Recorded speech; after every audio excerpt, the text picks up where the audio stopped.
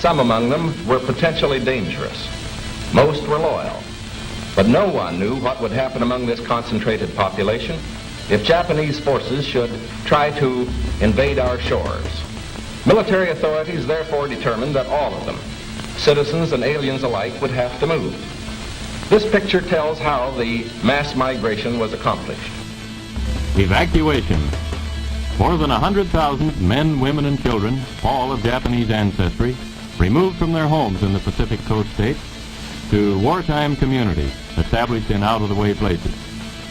Their evacuation did not imply individual disloyalty, but was ordered to reduce a military hazard at a time when danger of invasion was great. Two-thirds of the evacuees are American citizens by right of birth. The rest are their Japanese-born parents and grandparents. They are not under suspicion. They are not prisoners. They are not internees. They are merely dislocated people, the unwounded casualties of war. The relocation centers are supervised by the War Relocation Authority, which assumed responsibility for the people after they had been evacuated and cared for temporarily by the Army. A relocation center, housing from 7,000 to 18,000 people, the entire community bounded by a wire fence and guarded by military police, symbols of the military nature of the evacuation. Each family, upon arrival at a relocation center, was assigned to a single-room compartment, about 20 by 25 feet. Barren, unattractive. A stove, a light bulb, cots, mattresses, and blankets. Those were the things provided by the government. In 1942, the United States government forcibly relocated over 112,000 Japanese nationals and Japanese Americans to remote housing facilities called war relocation camps for the purpose of detainment, re-education, and forced labor. Of those interned, 62% were United States citizens. President Franklin Roosevelt authorized the internment with Executive Order 9066, allowing military commanders to designate military areas as exclusion zones. This power was then used to declare the entire Pacific coast as an exclusion zone, forbidding people of Japanese descent to live within these areas, unless, of course, they were held in war relocation camps. In 1944, the Supreme Court upheld the constitutionality of these exclusion zones, and in 1945, after 2.5 long years of imprisonment, the interns were finally released. The United States government issued no formal apologies, but did present each former inmate with exactly $25 in cash and a train ticket home, if they were lucky enough to still have one. 43 years later, in 1988, President Ronald Reagan would sign a bill that formally apologized for the internment of Japanese Americans on behalf of the United States government, and finally granted reparations to survivors. The language of the bill stated that government actions of the 1940s internments were based upon 3 criteria: racial prejudice, wartime hysteria, and a failure of political leadership. So what is most important in this bill has less to do with property than with honor. For here we admit a wrong. Here we reaffirm our commitment as a nation to equal justice under the law. In 2001, following the attacks of September the 11th, our government again went into open roundup mode, detaining and imprisoning thousands of United States citizens, again seemingly based upon the same 3 criteria used to intern Japanese Americans: race prejudice, war hysteria, and a failure of political leadership. Let there be no argument. The United States government has put its own citizens in detention centers. The justifications for doing so range from personal prejudices based upon political and religious grounds to wartime frenzies and fears of future terrorist attacks. In a time of great crisis, the impossible becomes possible. Is it possible that internment camps are being built in the United States today? Is it possible that history will repeat itself?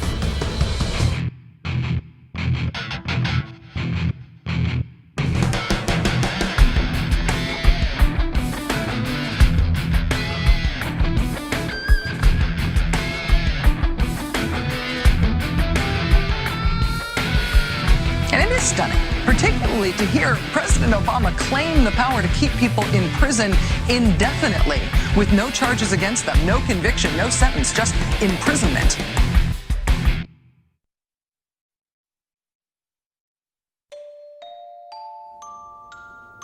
Well, we used internment camps here in the United States during World War II, and we interned Japanese Americans, or Americans, I should say, to be more correct, Americans of Japanese descent. And these people were cordoned off for the duration of the war. Background checks could have been done. They could have been released or cleared out of those facilities. But it was thought best, because there was so much animosity toward the Japanese for the attack on Pearl Harbor and subsequent deaths of U.S. soldiers, that these people just be kept out of sight in one of their detention facilities. On April 1st, 1979, by Presidential Executive Order 12127, the Federal Emergency Management Agency was created for the purpose of coordinating the response to disasters that have occurred in the United States and that overwhelm the resources of local and state authorities. Upon its creation, FEMA absorbed the Federal Insurance Administration, the National Fire Prevention and Control Administration, the National Weather Service Community Preparedness Program, as well as several other federal-level preparedness programs. FEMA was also given the responsibility for overseeing the United States Civil Defense, a function which had previously been performed by the DoD's Defense Civil Preparedness Agency. In 2003, FEMA became part of the Department of Homeland Security's Emergency Preparedness and Response Directorate. FEMA follows three simple directives. 1. National emergency recovery. 2. Continuity of government. And 3. Combating perceived threats to the existing social and political order.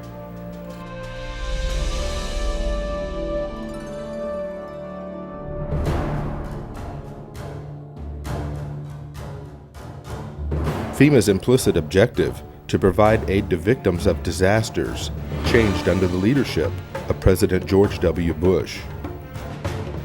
Although some may argue, prior to the Bush administration, FEMA's reaction time for responding to and the handling of national emergencies was beginning to improve. But in 2003, President Bush would shift the focus of responding to emergencies in America by placing FEMA under the umbrella of the Department of Homeland Security, whose stated objective was and still is to protect our nation from dangerous people. Did the Bush administration's war on terror mentality take priority over the government's emergency response to provide aid to victims during a national disaster? We're fighting evil. And I remember my first words to him were, Mr. President, my estimate is that 90% of the population of New Orleans has now been displaced. 90%? Yes, sir, I believe it is that bad. That's how bad it is. I really thought that would get just the whole mechanism of the federal government to come charging in, is once again this mentality that it's a natural disaster.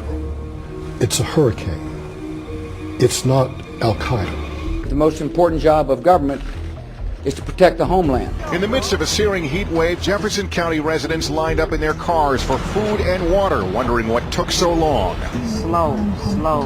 Everything is slow. The man who runs the county, Judge Carl Griffith, agrees, and in a meeting with President Bush this morning said FEMA's delivery of relief supplies was unacceptably slow.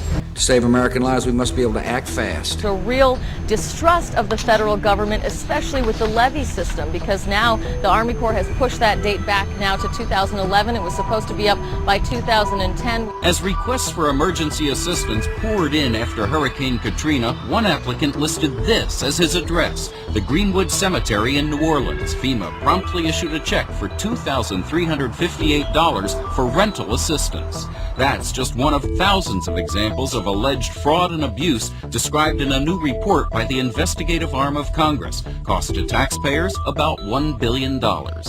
The examples are so egregious that what they tell us is that FEMA didn't perform even basic checks to safeguard taxpayers' money. Well, today the outrage spread to Congress where House members accuse FEMA of a cover-up.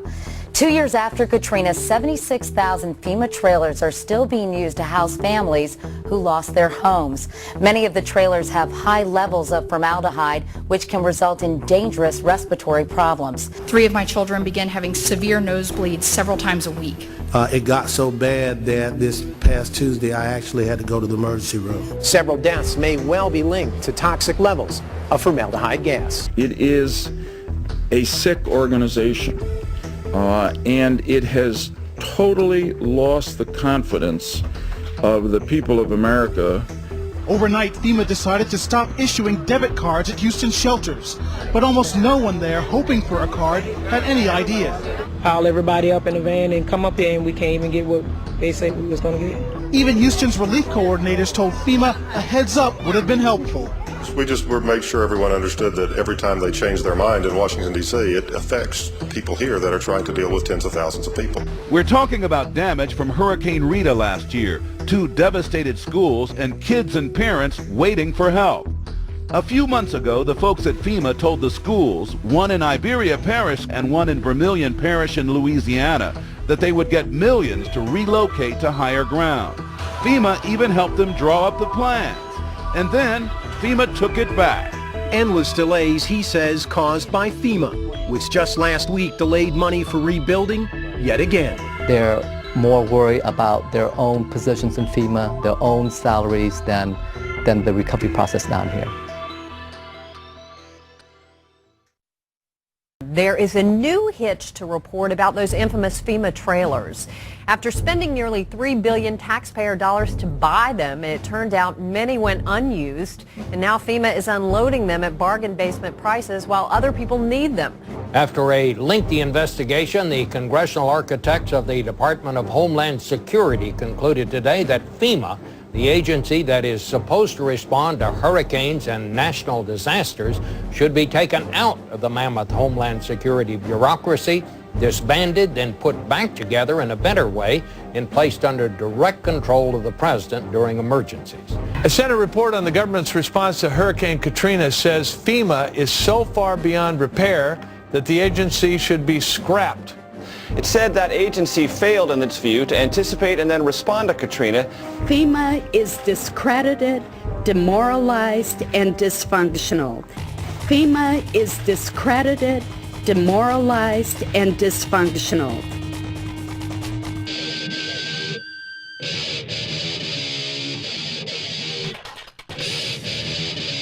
In the mid-1970s, the discredited federal government was more scared of the public than ever, coming off the years of Richard Nixon.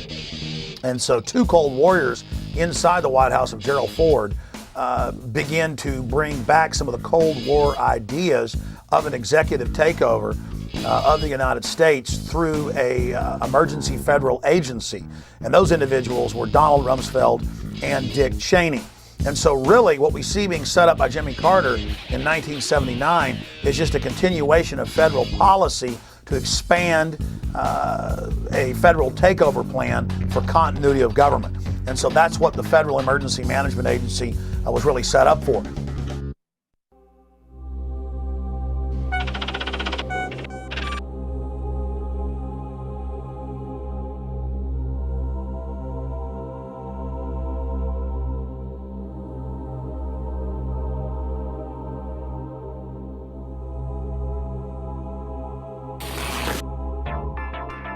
Colonel North, in your work at the NSC, were you not assigned at one time to work on plans for the continuity of government in the event of a major disaster?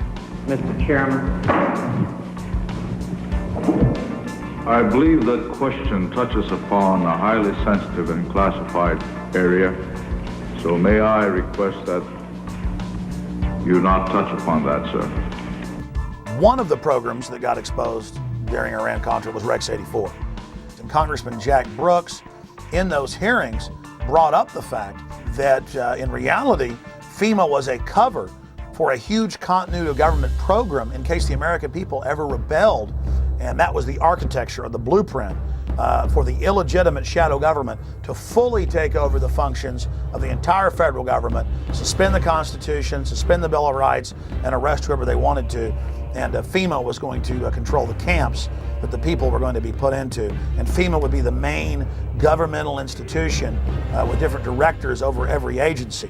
And now when you watch FEMA on television, it's always a colonel or a general or an admiral in uniform who's over the different departments. The martial law portions of Rex 84 were outlined in a 1982 memo written by FEMA Deputy John Brinkerhoff.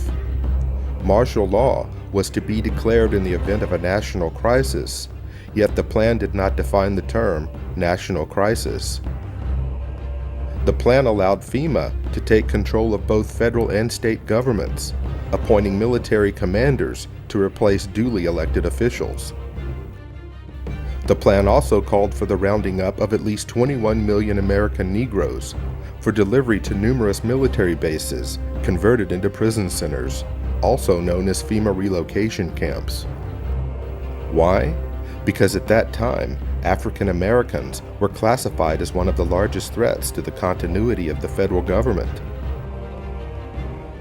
Who does the federal government consider the biggest threat these days? The convergence of globalization and technology has created a new brand of terrorism. There were persons who, for whatever reason, came to view their home country as the enemy.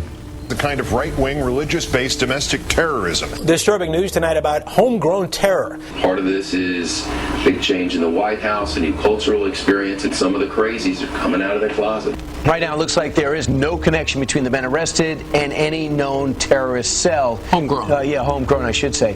Folks, we've got a very serious situation here. I'm holding what is called the right-wing extremism, current economic and political climate, fueling resurgence and radicalization and recruitment. And in it, we talked about the fact that they define pro-lifers as domestic terrorists. They put this in a Department of Homeland Security document, this official assessment, now saying pro-lifers, people that believe in end-time prophecies, people that are opposed to the administration's position on immigration, those of us that are standing up for the sanctity of life and for the sanctity of marriage, all of those are now potential, and this is what they're saying, domestic terrorists. It's a terrorist next door that could be our bigger threat. They call people who believe in the sanctity of life, who believe in owning firearms, who believe in serving their country in the military and coming back, who are very concerned about the policies that this nation is embarking on, spending too much money, taxing too much. It's all listed right here. These are the domestic right-wing extremists. 1 million names under the watchful eye of the United States.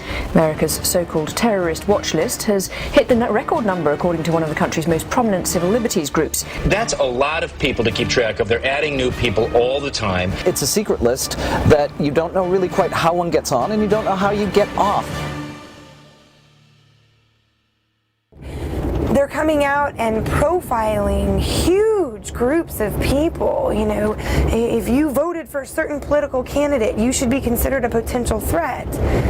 And you couple that with things like the Patriot Act, where if you are a threat in their eyes, you can be held without access to judge, jury, and without access to a lawyer or even to your family. That's very concerning because we've watched our country go through and do this to brown people, you know, overseas. They're rounding up enemy combatants and they're putting them in camps and they are torturing them. That is a fact. We know that. In May 2007, President Bush signed the National Security Presidential Directive 51. The unclassified portion of NSPD 51 states that in the event of catastrophic emergency, a cooperative effort among the executive, legislative, and judicial branches of the federal government, coordinated by the president, will replace normal governmental procedure. Most Americans would agree that it would be prudent to have a plan to provide for the continuity of government. They have such a plan. They introduced a little sketchy public version that's clearly inadequate and doesn't really tell us what they have in mind. But they said, don't worry, there's a detailed classified version. But now they've denied the entire Homeland Security Committee of the United States House of Representatives access to their so-called detailed plan to provide for continuity of government. They say, trust us. Trust us? George W. Bush or Barack H. Obama, the corruption, the tyranny just expands like PDD 51, where the president says, Congress, you have no authority over any way the government runs ever again during an emergency. The presidency runs everything. You are literally titular. You are a figurehead. You are ceremonial. And congressmen then on the Homeland Security Committee, as high a level clearance as the president, said, we want to see the entire PDD 51. And the White House says, no, you don't get to see it because PDD 51 removes you from that process. This is high treason against the people. It is high treason to have the executive telling the Congress, you can't see Presidential Decision Directive 51. You can't see its accompanying executive order. You don't have any authority over anything anymore.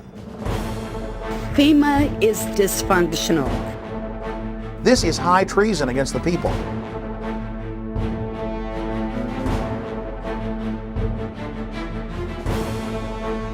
The FBI's counterintelligence program was a series of covert and often illegal programs conducted by the United States government and aimed squarely at investigating and disrupting dissident political organizations within the United States.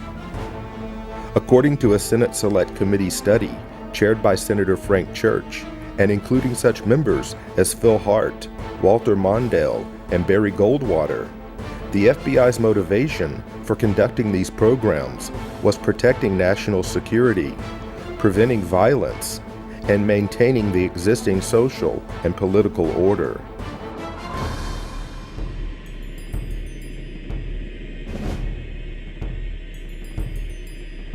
Targets included the Black Panther Party, the Ku Klux Klan, communist and socialist organizations, as well as nonviolent civil rights organizations, anti-war groups, and a broad range of organizations lumped together under the title New Left, which included groups labeled for intensified attention, such as the Southern Christian Leadership Conference, the Student Nonviolent Coordinating Committee, and Congress of Racial Equality.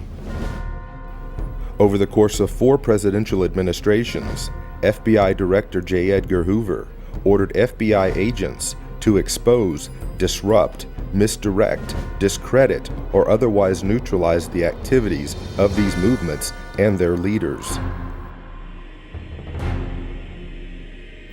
Speakers, teachers, and writers, even individual student demonstrators with no group affiliation, were all fair game. Individual case studies revealed that the FBI was successful in preventing the distribution of books, newspapers, and periodicals. They prevented groups from forming and disrupted peaceful demonstrations and large anti-war marches, as well as denied groups and organizations facilities to hold meetings and conferences. According to attorney Brian Glick in his book War at Home, the FBI used 4 main methods for their counterintelligence program. Number 1, infiltration, getting agents on the inside in order to undermine trust and scare off potential supporters.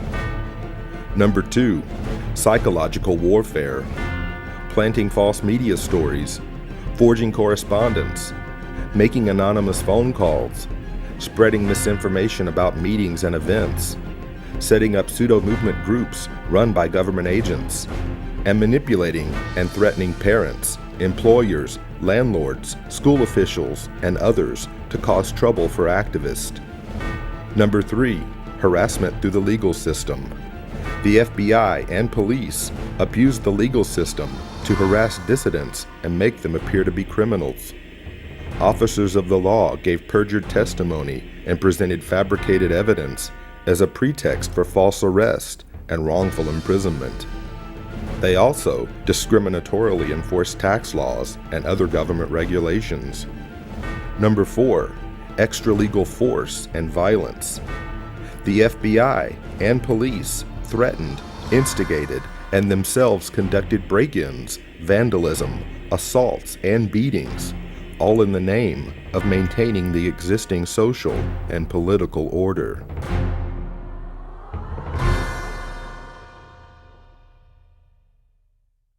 Increased security for 4 New Jersey Supreme Court justices after their home addresses were revealed in a webcast by a self-proclaimed white supremacist.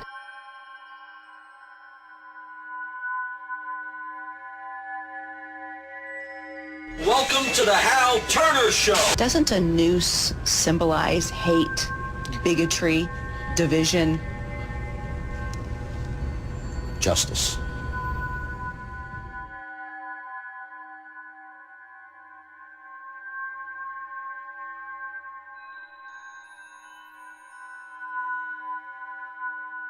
Who are you? Where are you calling from? Hola, Hal. This is Pedro. Spick, From San Diego. don't call my radio show anymore, you filthy spick animal.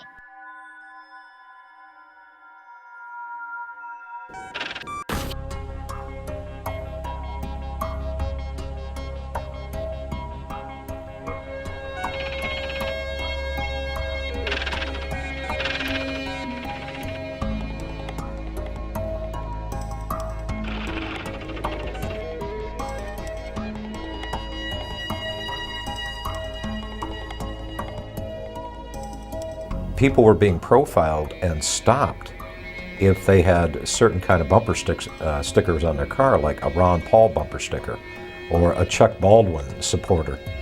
And as you read the Make report, bits and pieces of that were lifted right out of the Project Megiddo report back in 1999 by the FBI, describing what terrorists were, how law enforcement could identify potential terrorists.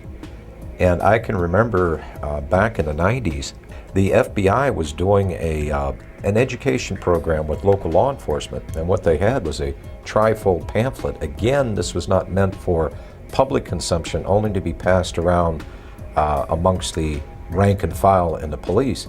It ran through the list of what a potential terrorist might be or what they might prescribe to.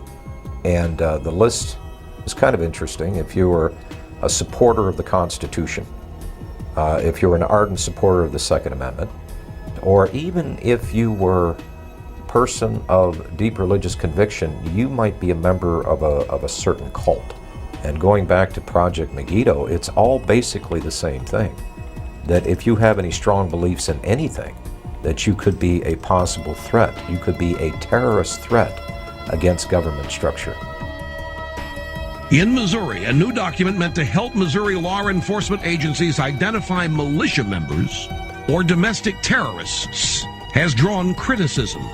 The February 20 report, called the Modern Militia Movement, mentions such red flags as political bumper stickers for third-party candidates, such as Ron Paul, who ran for president, talk of conspiracy theories such as the plan for a superhighway linking Canada to Mexico, and possession of subversive literature. So the state police in Missouri have been told that if you see a car with a bumper sticker that opposes the so-called creation of North American Union, the superhighway, that you are probably following a militia member, that you are following an anti-government radical. If you see a car with a bumper sticker that says Ron Paul for president, you might be dealing with a violent radical. Exercise extreme caution.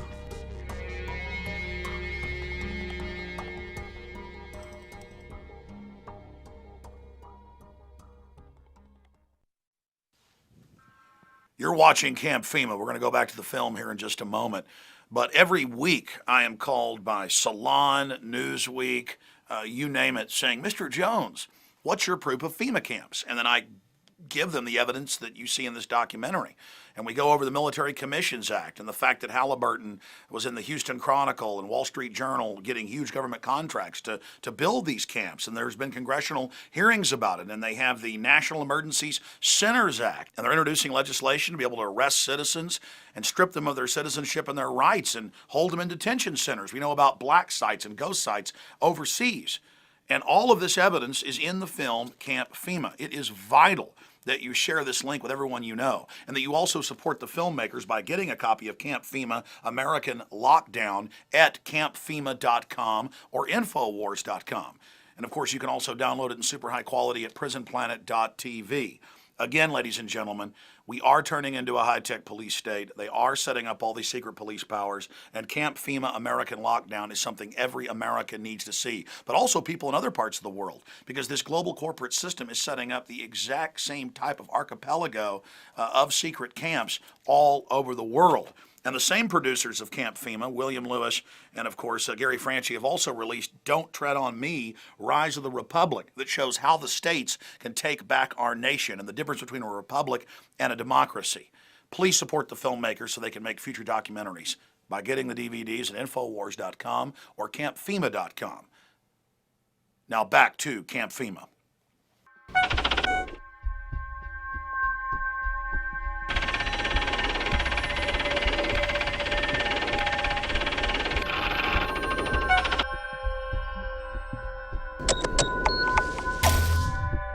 We do know that 28% of their funding comes from the Department of Homeland Security.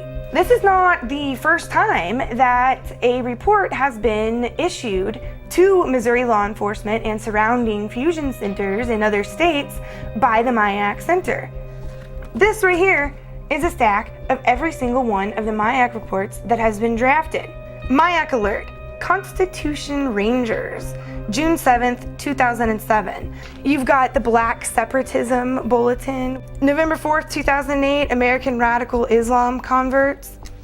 Here is the MIAC Strategic Report dated 11/28/2008 on the anarchist movements. You've got it on the Modern Committees of Safety, Voice of the People, or Militias in Disguise. That's January 9, 2009, which came out right before the infamous MIAC Strategic Report on the Modern Militia Movement. So they've been producing these documents for quite some time. If the people profiled in this document could be considered a potential threat to law enforcement, that means they could be considered a potential domestic terrorist. And if you have the word terrorist attached to your name, whether it is domestic or foreign, the Patriot Act still applies to you, whether you're an American citizen or not. I remind you that before the Nazis began to persecute and incarcerate and kill and so forth the Jewish people in Germany, the first thing they did was label them as extremists and fanatics and all these kind of things and get the people conditioned against them.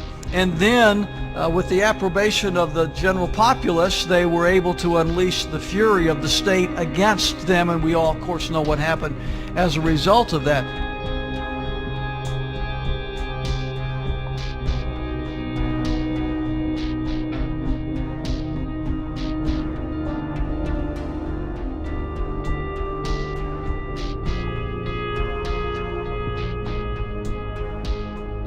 Is that the face of a terrorist that they had to know where that cash came from? Again, it's turning more into fascism. It's one thing for them to make sure you don't have a gun or a bomb in your pocket. It's another thing for them to not like a book. This shows you the danger of profiling. Maybe he was profiled because he had a Ron Paul bumper sticker. An anti-tax demonstration is scheduled for downtown's Keener Plaza April 15th, but charges are flying that one of the organizing groups is an extremist anti-government group. The Southern Poverty Law Center and the Anti-Defamation League have their own opinions about the Constitution Party. I think we'd consider it a fringe right-wing political party that we consider to have extremist roots. When we talk about the New World Order, it is mimicking, if not duplicating, language that comes out of organized white supremacy. The elites have said that they want to have a final revolution, that they know the public's going to revolt against them, so that's why they've scientifically set up the surveillance grid, the cashless society. This whole continuity of government system is designed to suppress and control the people of America. Northcom, the Pentagon, the military are all announcing their number one job now is fighting the American people. They're saying the number one terror threat is veterans and gun owners and conservatives and libertarians and Ron Paul supporters. And I've been sent secret Army documents. We call the phone numbers and they're accurate and real, where I'm being watched at In the Fed protest, where we peacefully go out and demonstrate. And now even the ACLU has written letters saying, why is the Pentagon watching U.S. citizens? Why are you listing any protest as an act of terrorism? The real terrorists are the people that have hijacked our nation that would dare say the First Amendment is terrorism.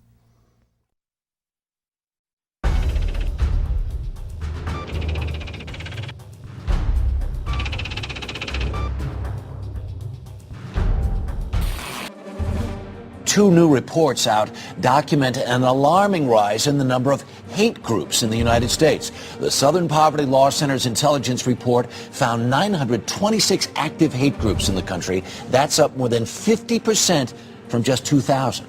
Morris Dees is the founder of the Southern Poverty Law Center. He joins us from Montgomery, Alabama. Good morning, sir.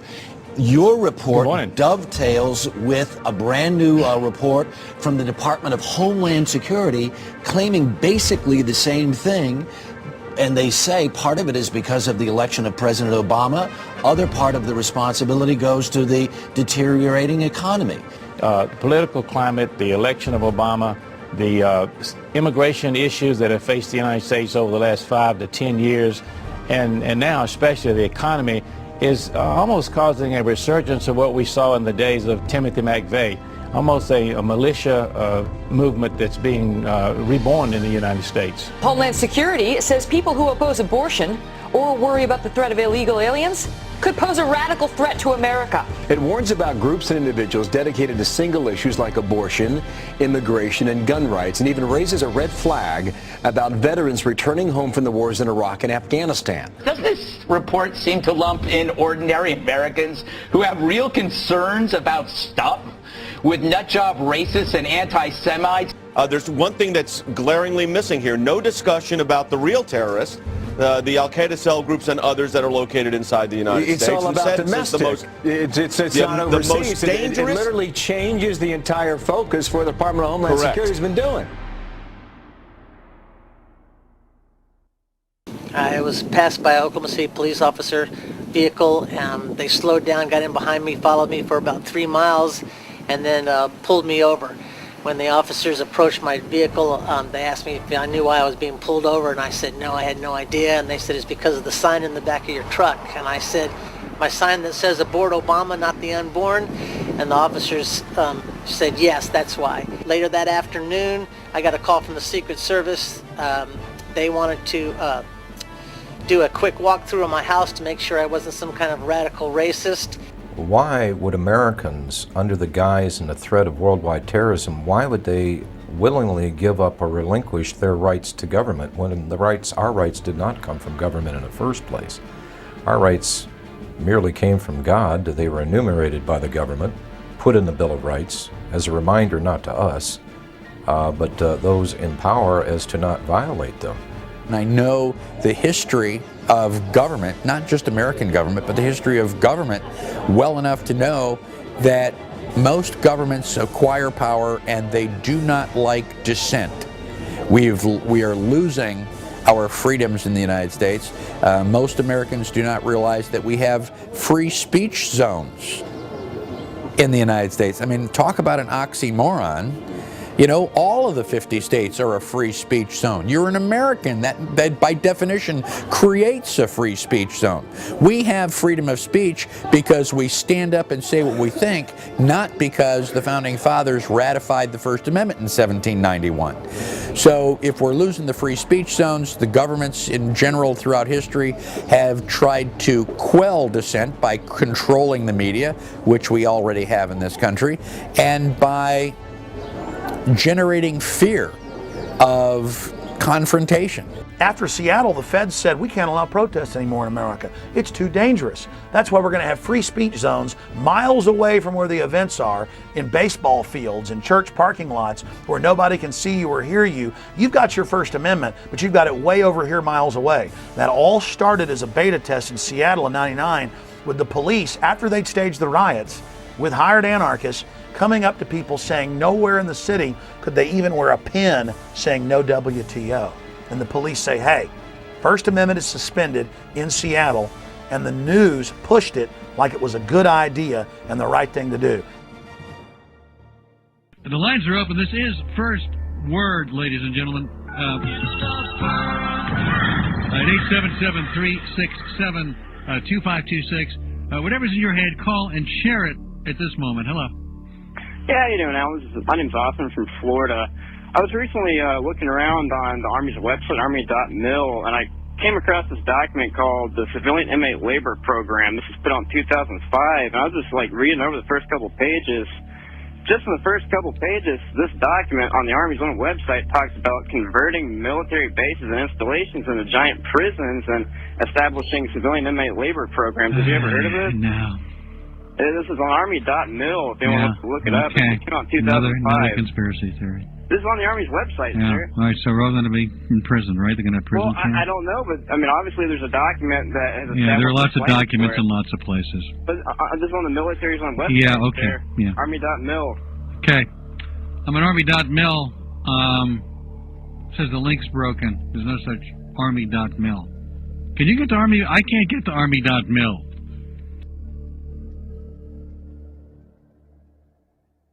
Army Regulation 210-35. Now, this was set up in 1986 secretly. And for 10 plus years, it was secret. And in 1997, Bill Clinton declassified this, and we were the first major radio show to cover it. Since then, it's been expanded. This lists 12 camps to hold American citizens that have been built by the United States Army. And ladies and gentlemen, some of these facilities have U.S. citizens in them now. But it's all being done administratively. To beta test the Army running camps, they did deals with the federal government and now states to take prisoners convicted in the civilian courts and to then stick them on U.S. military bases administered by the Bureau of Prisons but operated by the U.S. Army. So see, they're taking state and federal prisoners and sticking them under Army control and building these civilian inmate labor camps all under Rex 84 right out in the open, and no media will ever touch this.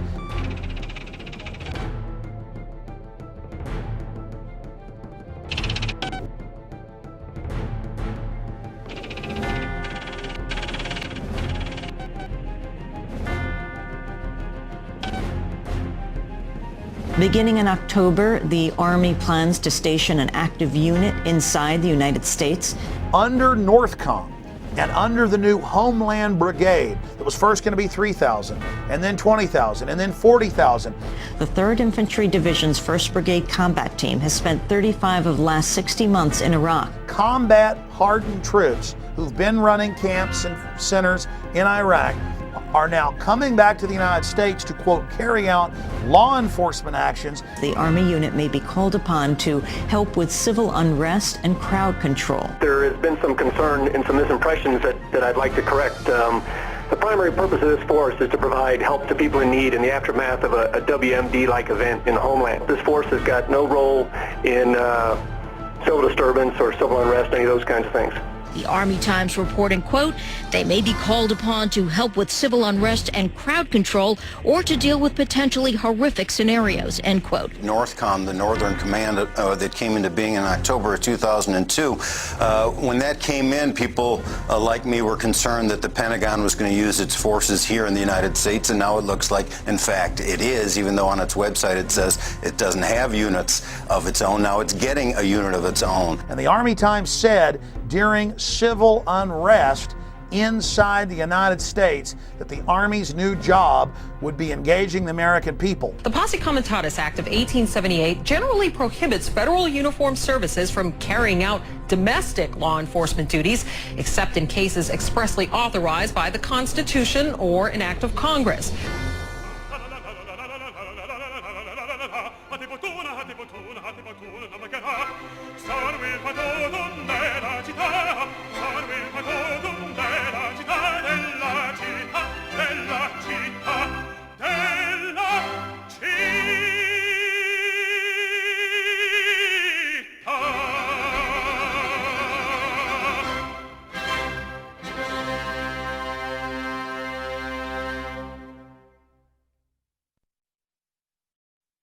They can't just come in and say, you know, I want to see everything in your car, I want to see everything in your house, I want to go through your computer. You either have to voluntarily hand that over to them, or they have to have probable cause and get a warrant to do that. So it's very clear that the government does not have the authority to be spying on us. That was not the intent of our founders when they created this system of government. Over the last decade, we've seen the introduction and enactment of some of the most dangerous legislation ever to be conceived by our elected officials, who have not forgotten who they serve, but only now reveal to the American people, through the fruit of their own actions, that our rights and our freedoms are secondary. The USA Patriot Act allows for American citizens to be picked up and incarcerated indefinitely without charges, and allows law enforcement to conduct warrantless and secret searches of Americans' property and possessions. The Military Commissions Act dissolved the cornerstone of our Constitution by removing the writ of habeas corpus, allowing the permanent imprisonment of enemy combatants, and disallowing petitions to the court to know why you've been locked up in the first place. Although never passed by the Senate, the Violent Radicalization and Homegrown Terrorism Prevention Act shows us the mindset of our leaders in Washington. If passed into law, the bill would make public demonstrations and protesting into an act of terrorism and label the organizers as thought criminals and potential homegrown terrorists. Now that the federal government has the authority to sneak, snatch, and lock up its own citizens, a new bill has been introduced by Congress that gives the feds a place to hold those outspoken dissenters and potential domestic terrorists.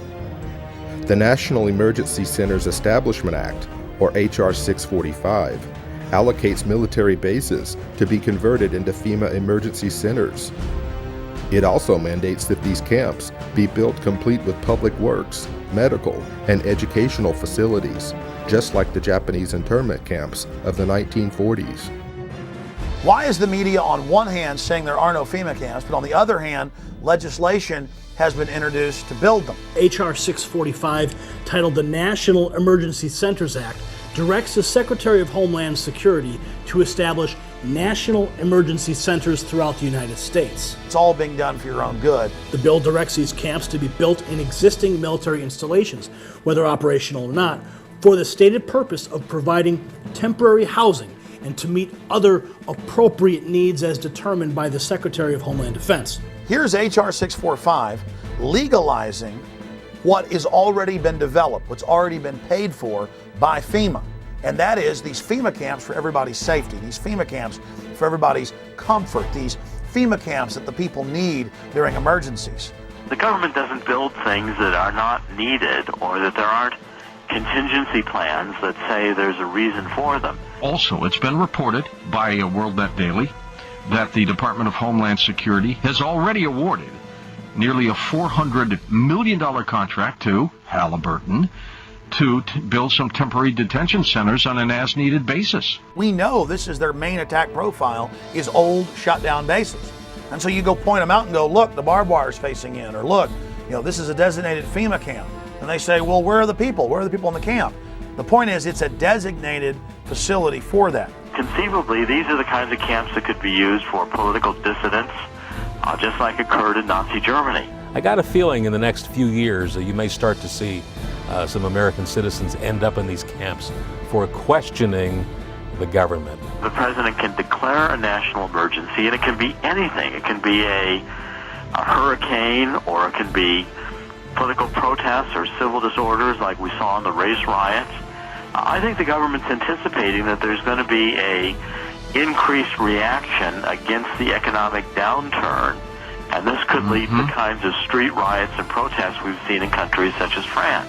If we do not have a government which is controlled and limited by the Constitution, then our personal motives and preferences are irrelevant. It doesn't matter if you have freedom of speech if you're in a FEMA concentration camp. It doesn't matter. You're certainly not going to be allowed to have a gun inside a concentration camp. And all of our rights are predicated on a free America. And if we don't have a free America, all of the other questions become moot. Don't these companies have a responsibility morally if they're in there building camps and building shackles and building barbed wire facing in to speak out and say this is unconstitutional in the United States? Well, of course they do. But Kellogg Brown and Root was connected to some of the contracting that went on at Camp X-Ray, Guantanamo Bay in Cuba. So this is their business. I talked to the Department of Homeland Security spokespeople, and they affirmed the contract with this KBR, the former Halliburton company, was in place. The Department of Homeland Security was ready to build these contingency as needed detention centers anywhere in the country in the event of any kind of a national emergency, including natural disasters or, again, riots or protests. Just because you think someone might commit a crime doesn't mean that they have done anything, and does not mean that you have the right to punish them for what you think they are going to do. You know, in our system of government, you're supposed to be innocent until you are proven guilty, not guilty until you're proven innocent. And so if you can be declared guilty or potentially guilty before you even lift a finger, that is bordering on thought crime. That is bordering on punishing people for pre-crime.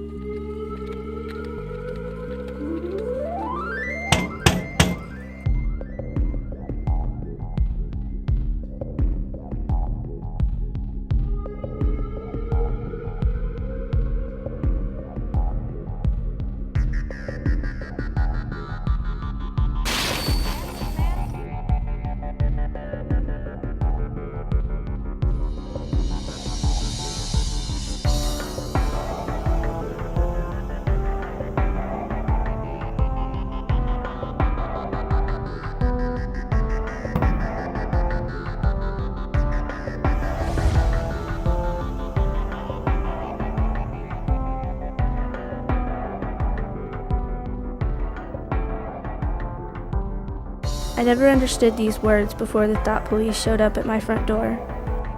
Liberty isn't something that we touch or feel or grasp in our hands. You can't taste it or smell it or hear it. It doesn't have a particular shape or size or color. It's intangible, elusive, and in constant need of nurturing, or else it withers and dies on the vines of tyranny. Modern tyranny is a lot more sophisticated than the Hitlerian or Stalin-esque things we've seen in the past. But even in Hitler's day, they knew how to sell it. And they advertised the camps as, hey, look, people don't like you here in the Warsaw Ghetto. You're not allowed to have jobs. You're not allowed to work. Get on the trains. We're coming to take you to a safer place where you're going to be able to work and be amongst your own people. They put them on trains, took them to the camps, killed the old and infirm, worked the other people to death. And they advertised, hey, we're going to delouse you, going to give you a shower, march right in here.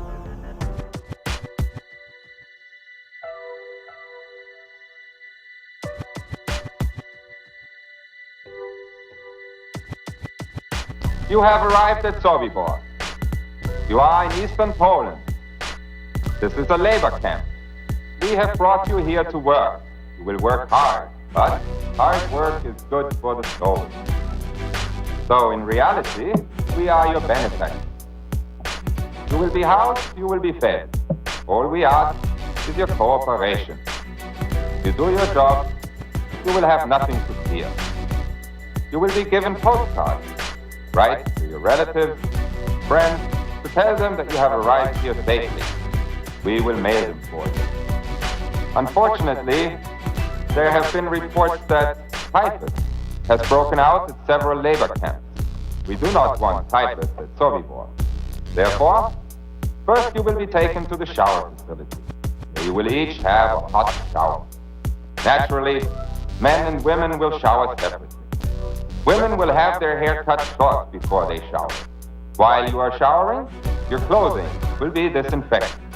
Remember, the better your behavior, the easier your stay will be. As they roll this system out, this total federalization out, they're selling it as if the FEMA camp is a place that the disadvantaged and the poor and the illegal aliens, as the economy collapses, will need to come, will need to stay. Now, in this more modern, sophisticated system, they're going to advertise the camps. They're going to show people getting the free concert, with a rock and roll star, or the Sunday night movie, or the free medical care, and they're going to be beating down the doors to get in the camps. Another way is to have an economic collapse that's fabricated. Okay, you cut lending from banks. Nobody has any money anymore. The economy tanks. Okay, then you've got massive people homeless everywhere. Then there's a problem. Economic collapse. The reaction is people get desperate and need a home. Solution is we present the home to you, which is the FEMA camp, which will be advertised as a wonderful place. Of course, it's a lie. So what you have there is they fabricate a problem to create reactions, which gives the solution they originally wanted in the beginning, which was to get everybody into the FEMA camps. That's how proud. This is the story of history. It's happened over and over and over.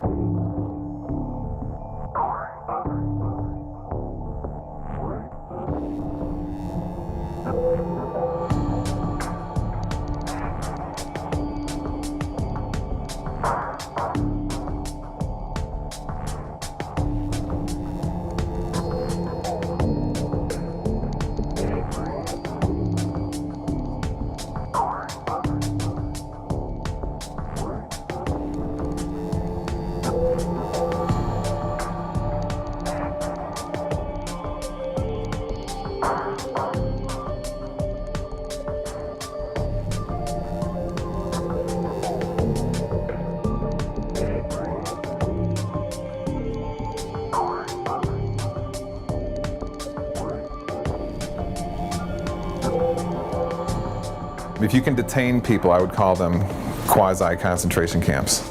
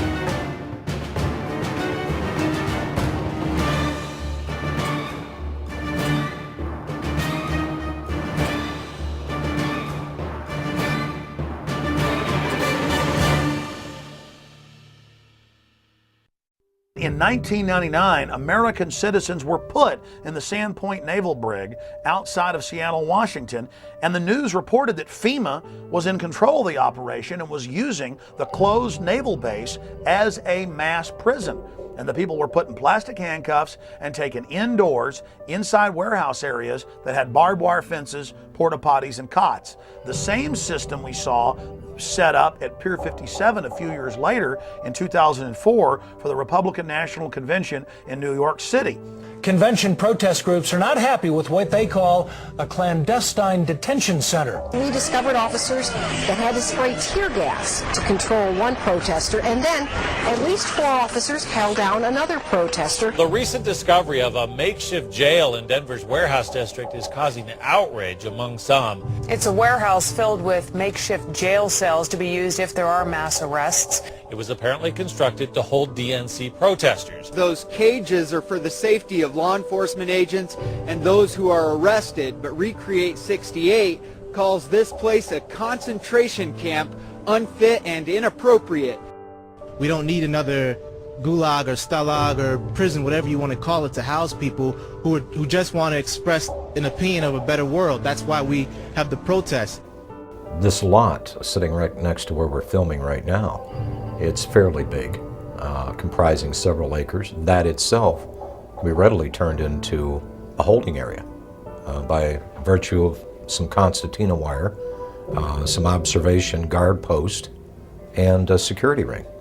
Doesn't take much. It can be a sports arena. It could be abandoned airports. It could be abandoned military facilities. Any place that you could set up a security perimeter could be used as a temporary internment camp.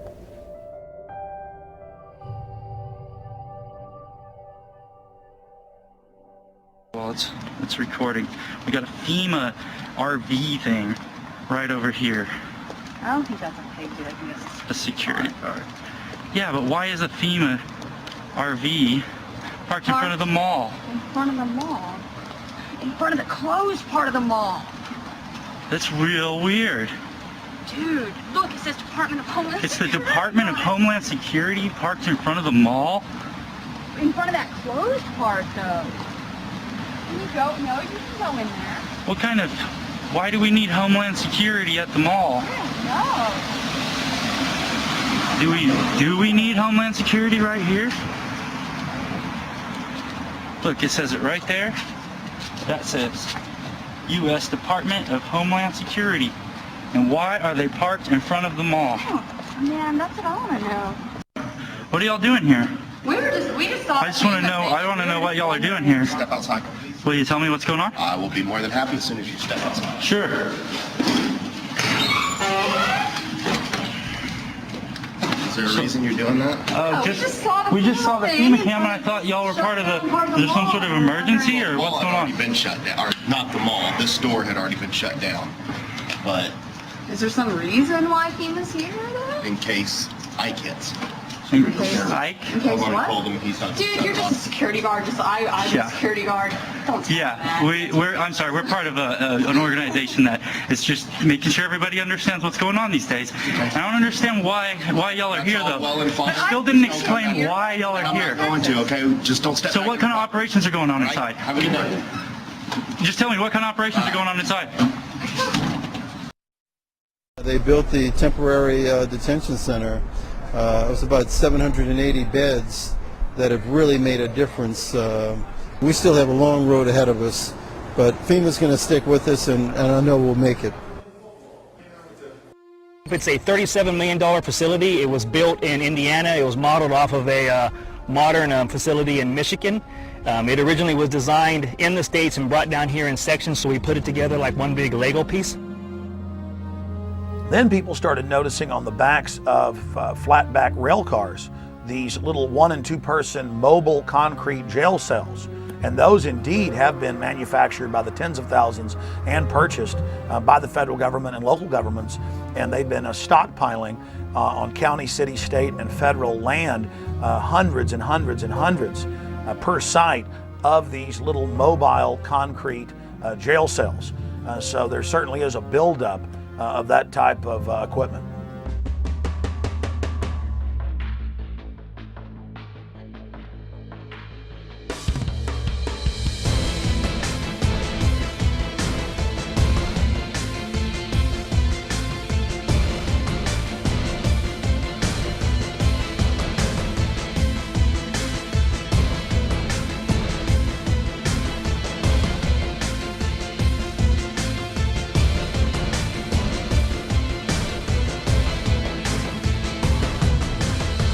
Several years ago, the military issued a challenge to create a faster and better razor tape. They wanted a barrier that would be at least 50 inches taller than the standard fence and one that could be deployed faster than 30 man-hours. Ulster County-based Cobra Systems is getting ready to ship the first batch of its express razor wire to the U.S. military.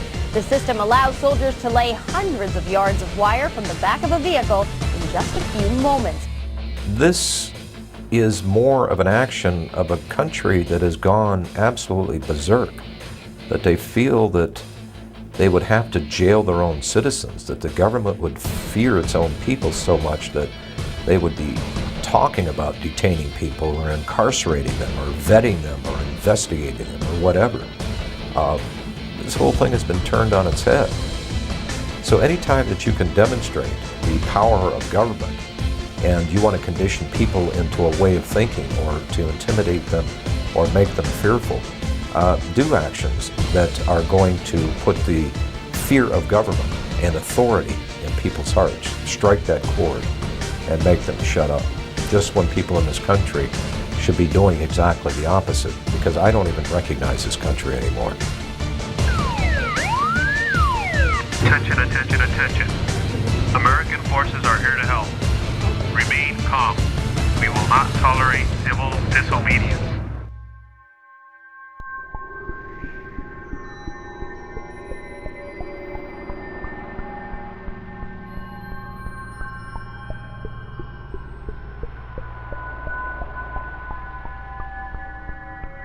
Military Occupational Specialty Internment Resettlement Specialist. This MOS plays an integral role in providing a uniform system of handling prisoners and detainees. Trained as internment resettlement specialists to control and supervise detainees to ensure their humane treatment. For this job, the Army will train you to use specialized equipment to monitor activity, to conduct searches, and to inspect areas where prisoners work and live. Here, you'll train to in-process prisoners and detainees and to brief them on their rights. After your initial entry training and advanced individual training, you'll work long hours, day or night, in a garrison or field environment, where you may practice emergency procedures, detect and confiscate contraband, and escort prisoners outside the facility. Military Occupational Specialty Internment Resettlement Specialist.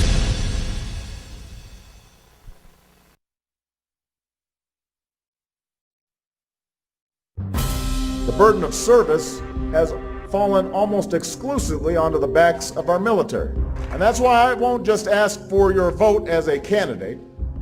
I will ask for your service and your active citizenship when I'm President of the United States. Citizenship is not an entitlement program. It comes with responsibilities. A young person joining our military must know that we will only send them into harm's way when we absolutely must. We need to ease the burden on our troops while meeting the challenges of the 21st century. People of all ages, stations, and skills will be asked to serve. Because when it comes to the challenges we face, the American people are not the problem, they are the answer. We cannot continue to rely only on our military in order to achieve the national security objectives that we've set. We've got to have a civilian national security force that's just as powerful, just as strong, just as well funded. Everybody somewhere between the ages of 18 and 25 will serve 3 months of basic training and understanding in a kind of civil defense. That universal sense of service, somewhere between ages 18 and 25, will give Americans, once again, a sense of what they are to be American and their contribution to a country and a common experience. We were taught, my brother and I, is that you have an obligation to give back. That's why community service has been such a big part of my life. Our troops need to know that we're making the same commitment to this country that they've made. I love Obama.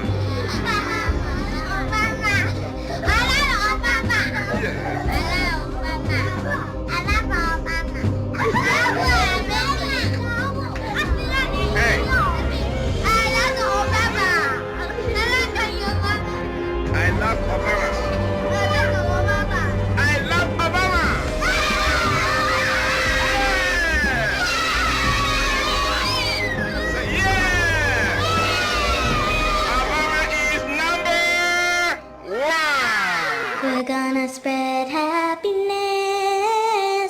We're gonna spread freedom. Obama's gonna change it. Obama's gonna lead 'em. Obey. Obey. Obey. then, even the New York Times has reported that they're training the Boy Scouts now with Homeland Security to, quote, take on disgruntled veterans and gun owners in, quote, seek and destroy operations. And they had photos in the New York Times of these kids dressed up in Homeland Security outfits going after veterans and gun owners.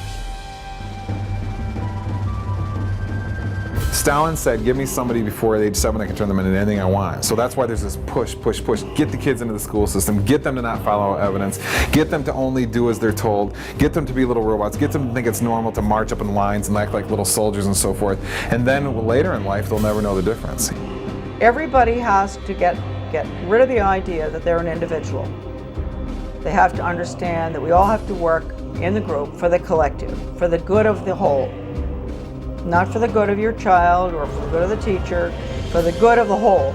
If you have to give up some of your most cherished beliefs, and that they have to train you to give these up because it's going to be for the good of the whole, you give it up.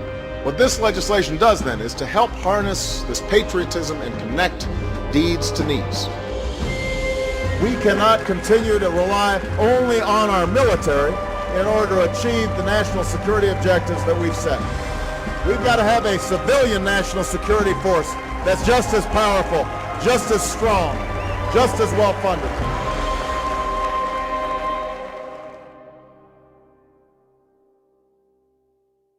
They've been turning on the American people and working against our interests for a number of years. And the people that you may be seeing that are going to be targeted to be put into these camps, these dissidents, these disenfranchised, disaffected people,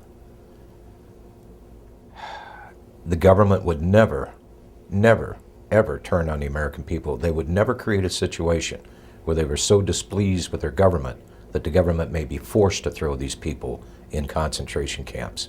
They'd never do that, would they?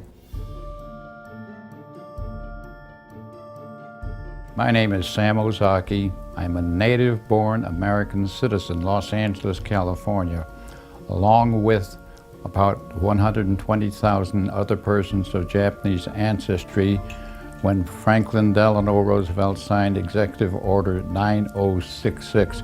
We were all rounded up like cattle and placed into America's concentration camps.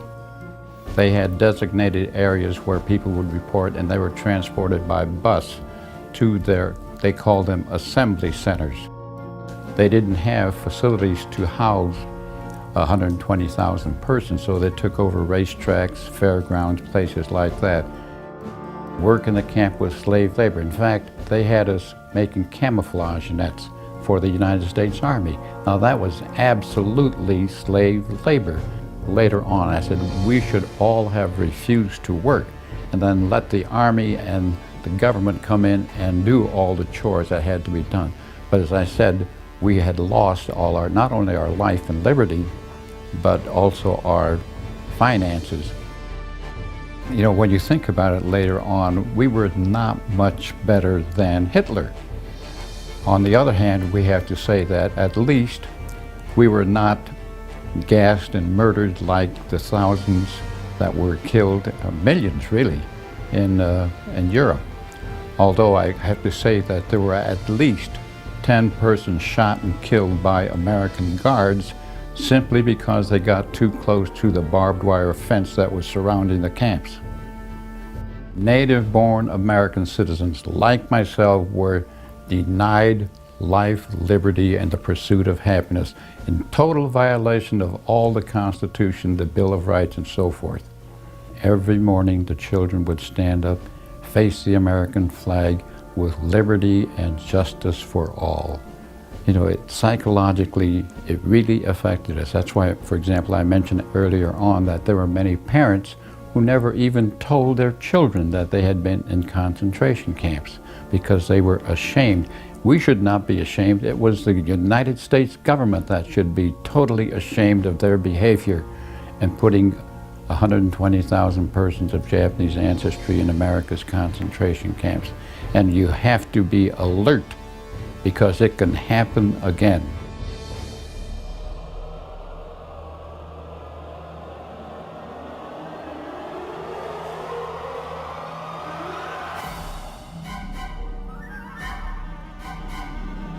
If we look at American history between 1942 and 1947, the data that was collected by the Census Bureau was handed over to the FBI and other organizations at the request of President Roosevelt. And that's how the Japanese were rounded up and put into the internment camps. I'm not saying that that's what the administration is planning to do, but I am saying that private personal information that was given to the Census Bureau in the 1940s was used against Americans to round them up. I think there is a point when you say enough is enough to government intrusion. And you had mentioned this earlier, 28 pages. I have the survey right here, Glenn. This is the 28-page survey. This is the short form that every American will get next year. Does the federal government really need to know our phone numbers? Do they really need to know, like you said, the date and time that we leave, mental stability? You know the one question that's not on this survey, Glenn? Are you a U.S. citizen? I am just not comfortable with the way this census is being handled, with associating with ACORN, with the questions that are being asked, with Americans being compelled to give this information. How will this be cross-checked? Will it be held privately? It's up to a $5,000 fine. They're saying that if somebody who is connected with ACORN, now working for the U.S. Census, shows up at your door, knocks on it, and demands to know your race, your employment status, the name of everybody in your household, whether you've ever received food stamps, and your phone number, and everybody else's phone number, and you say, I'm not really comfortable giving that to you, you're going to get fined $5,000. The United States government between 1942 and 1947 passed the Second War Powers Act. They used the U.S. Census information to round up the Japanese and put them in the internment camps. Okay. Americans were told that they wouldn't have their information used against them. They did.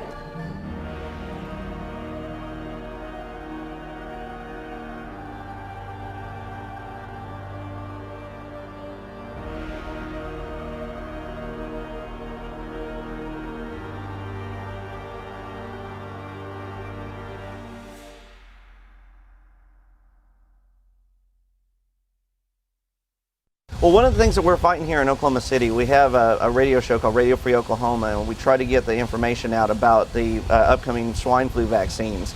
You hear that Northcom is coordinating with FEMA to work for the mandatory vaccinations. There's all the legal framework in place through the Patriot Acts and the Emergency Medical Powers Act to force these vaccines on people. And then if you deny it, you know, where are you going to go? Well, they say that you can be charged with a felony or put into a quarantine area.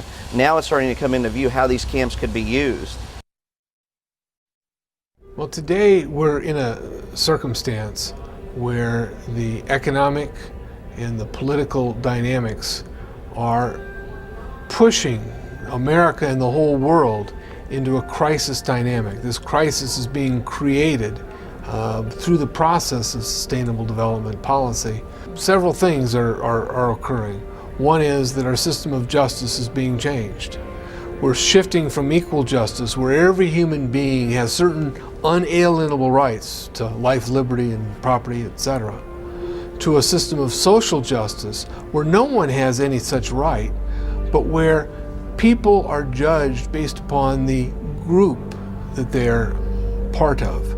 Previously, there have been several reports, such as the MIAC report in the state of Missouri, but this is the first time that a report such as this actually named individuals.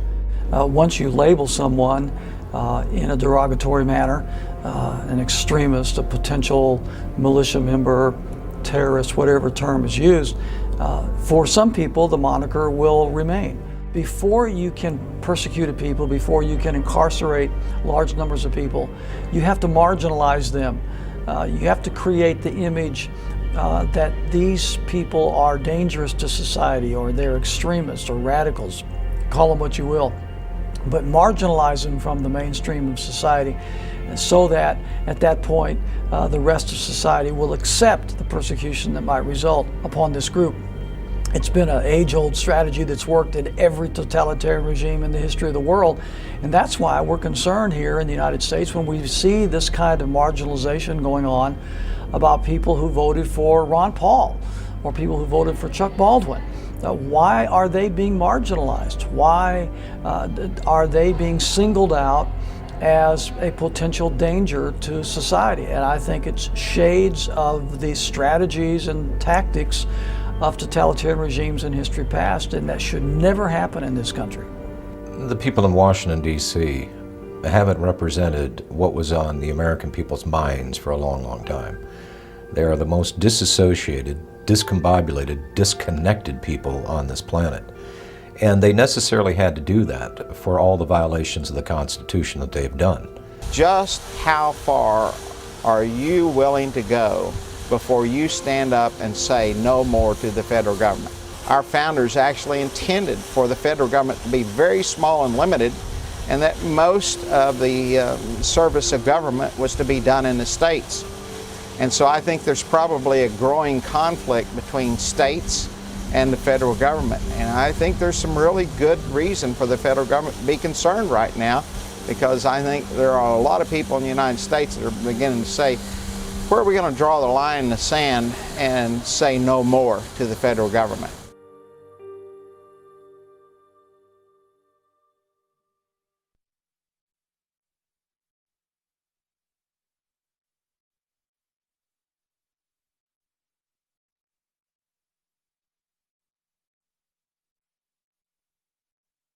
Every generation faces tyranny. Every generation faces corruption and is forced to stand up against it or become enslaved. Our ancestors fought and died so that we'd have the little bit of liberty we have now. It is a sacred treasure. And from liberty comes all prosperity. The human race is depending on all of you out there that are seeing this information to educate yourself on the facts presented in this film and then to take action. We've got to forget about Washington, D.C. I think Washington, D.C. is too far gone. It's a cesspool of iniquity. I think it's totally and thoroughly corrupt. It doesn't matter which party you put in charge of the White House or Congress, nothing of substance changes. I really think the power and strength of the people rests where it always has rested, and that is with the states.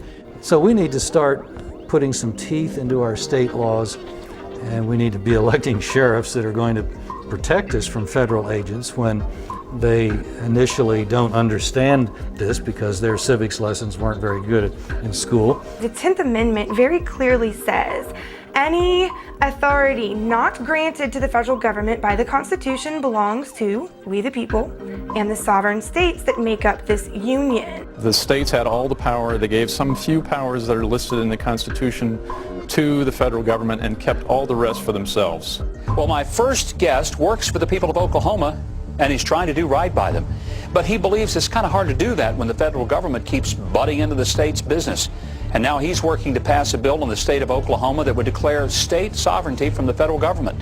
Well, the resolution is saying that the Constitution is the supreme law of the land and that it specifically delegates certain powers to the federal government, and all other powers are reserved to the people and the states, and that the federal government has increasingly moved out of that framework over the last several decades, and that they need to get back into that proper role. A number of states already have them. Many more are considering similar resolutions as a bulwark, proponents say, against the federal government handing down laws that they see as unfunded or unconstitutional. Ongoing pattern of overstepping its constitutional authority. Dozens of states are now considering resolutions asserting their sovereignty under the 10th Amendment in the Constitution, pushing back against Washington's intrusion into everything from land use to gun control. And there's really somewhat of an uprising in the states across the country is this federal law called the Real ID Act. Texas appears ready to declare its sovereignty again. A resolution doing just that has the unabashed endorsement of the state's governor. I believe the federal government has become oppressive. I believe it's become oppressive in its size, its intrusion in the lives of its citizens, and its interference with the affairs of our state. The bill, HCR 50, is currently in Texas's House. It reasserts the constitutional guarantee of the 10th Amendment. We need to focus on our state government. We need to focus on our state legislators, the governor's mansion, the state Supreme Court, the sheriffs at the state and local level. All these agencies need to be the focus of freedom-loving people. And if you do treasure the notion that your rights are unalienable, meaning imbued in you by our Creator, and you want to defend the American circumstance, the only way we can effectively battle the Agenda 21 protocol is to do it locally. We have the checks and balances in the states to be able to maintain the freedom of our people. You get involved in your local area. I mean, that's where you can affect the most change. I don't know why we have FEMA. I don't see anything about a FEMA in our Constitution. I think it should be eliminated. We're fighting tyranny. We're standing up for liberty. We're the good guys. We have the moral high ground on our side. All you have to do is get started. Take that first step, and then you'll find that you get this momentum, and you can't stop it. We are the government. Do whatever you can to get involved and get to know what is happening in your state. Are they watching people in your state and sending information up to FBI and Homeland Security? Are you going to be profiled in a report issued by your state?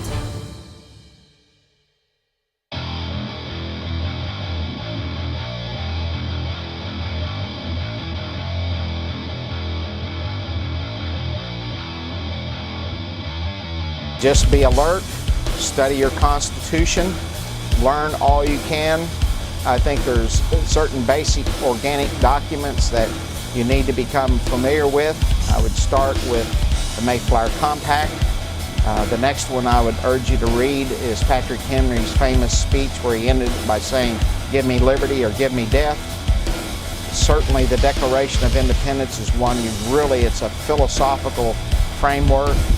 The Constitution came along after that to be actually the blueprint or the framework of a building built upon the ideas espoused in the Declaration of Independence. You must read the Federalist Papers and the Anti-Federalist Papers, Northwest Ordinance, George Washington's Farewell Address. These are the organic documents from which we came, and it basically expressed who we were when we attained to greatness. It's who we need to go back to. On top of that, there are many other really important books to read to understand your enemy. And I would suggest The Shadows of Power by James Perloff, Creature from Jekyll Island by G. Edward Griffin. Another one actually written by one of the enemies, in my opinion, is Carol Quigley's Tragedy and Hope. So read those books, study and all to know what we are, but also equip yourself with understanding of who your enemy is, because we're in a struggle for our future at this point in time.